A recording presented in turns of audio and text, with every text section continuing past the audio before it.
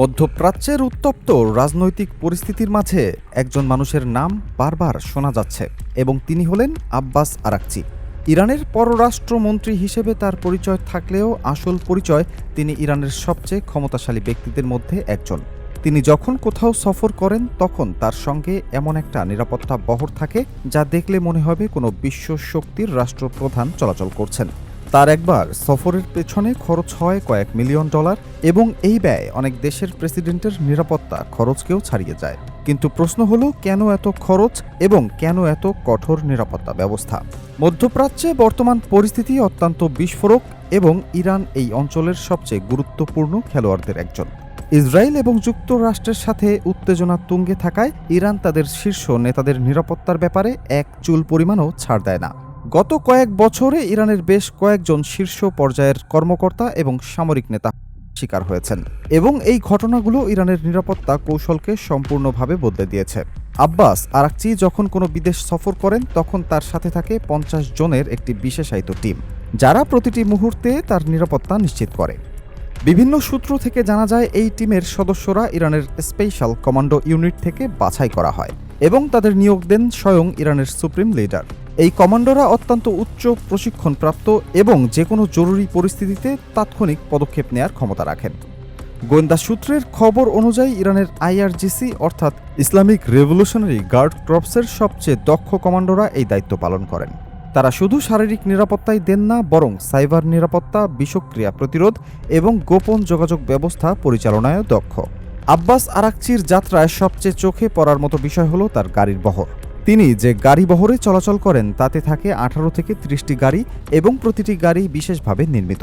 এর মধ্যে রয়েছে টয়োটা ল্যান্ড ক্রুজার এবং Mercedes Benz S class guard সিরিজের গাড়ি, যা সম্পূর্ণ বুলেট প্রুফ এবং ছোটখাটো মিসাইল হামলা প্রতিরোধ করতে সক্ষম। এমনকি এই গাড়িগুলো বিষাক্ত গ্যাস আক্রমণ থেকেও সুরক্ষিত।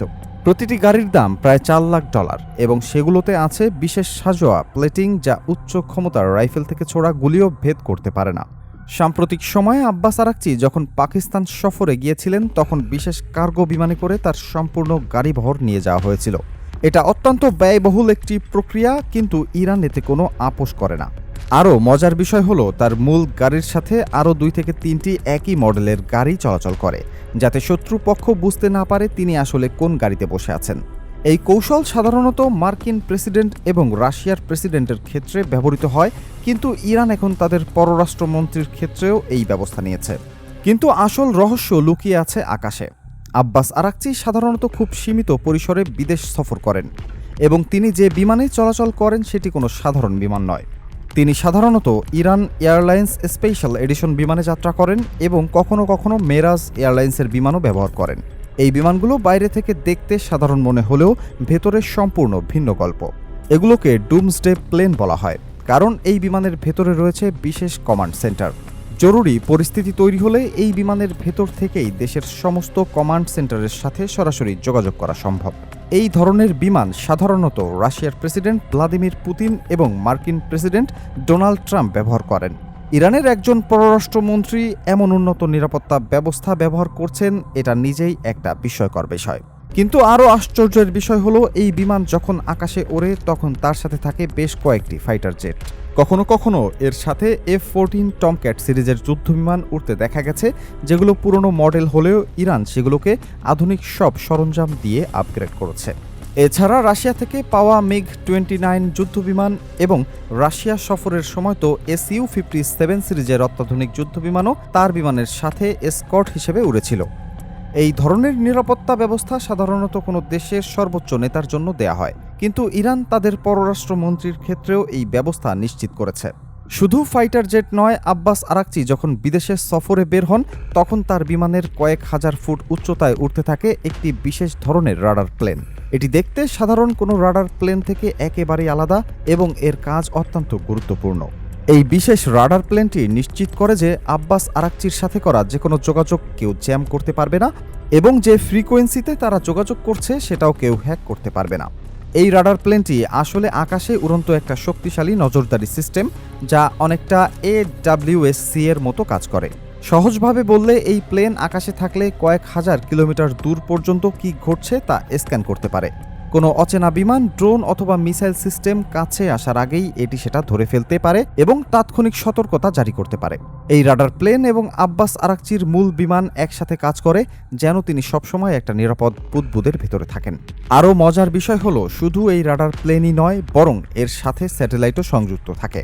মহাকাশ থেকে স্যাটেলাইট ব্যবহার করে সবসময় তার অবস্থান, চলাচলের পথ এবং আশেপাশের পরিস্থিতি পর্যবেক্ষণ করা হয়। তার সফরের সময় সব কিছুই সুনিপুণভাবে পরিকল্পনা করা থাকে। শুধু একটা রুট নয়, বরং একাধিক বিকল্প রুট আগে থেকেই প্রস্তুত করা হয়। যদি কোনো কারণে সমস্যা দেখা দেয় তাহলে তাৎক্ষণিকভাবে অন্য পথে চলে যাওয়া যায়। এমনকি জরুরি পরিস্থিতিতে কাছাকাছি নিরাপদ এয়ারবেস অথবা বন্ধু রাষ্ট্রের সামরিক ঘাঁটিতে নামার পরিকল্পনাও আগে থেকে ঠিক করে রাখা হয়।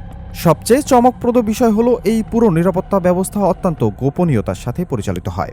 অনেক সময় যে দেশে তিনি যাচ্ছেন সেই দেশের সাধারণ প্রশাসনিক কর্মকর্তারাও পুরো বিষয়টি জানেন না। শুধুমাত্র উচ্চ পর্যায়ের কয়েকজন ব্যক্তি এই তথ্যগুলো জানেন এবং এর ফলে তথ্য বাইরে ফাঁস হওয়ার সম্ভাবনা অনেক কমে যায়।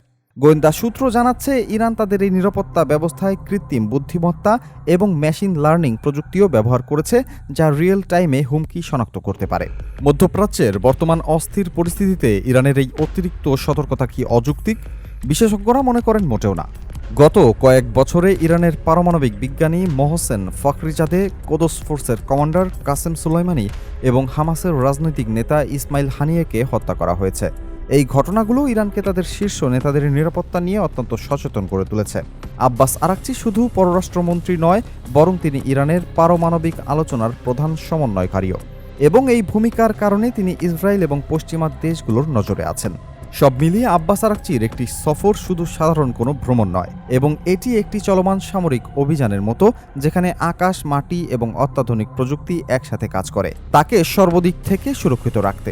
ইরান তাদের শীর্ষ কূটনীতিদের নিরাপত্তায় যে পরিমাণ বিনিয়োগ করছে তা স্পষ্ট করে দেয় যে মধ্যপ্রাচ্যের এই উত্তেজনাপূর্ণ সময়ে তারা কোনো ঝুঁকি নিতে রাজি নয়। প্রতিটি সফর পরিকল্পনা করা হয় সামরিক নিখুঁততার সাথে এবং প্রতিটি পদক্ষেপ হিসেব করা থাকে শেষ মুহূর্ত পর্যন্ত।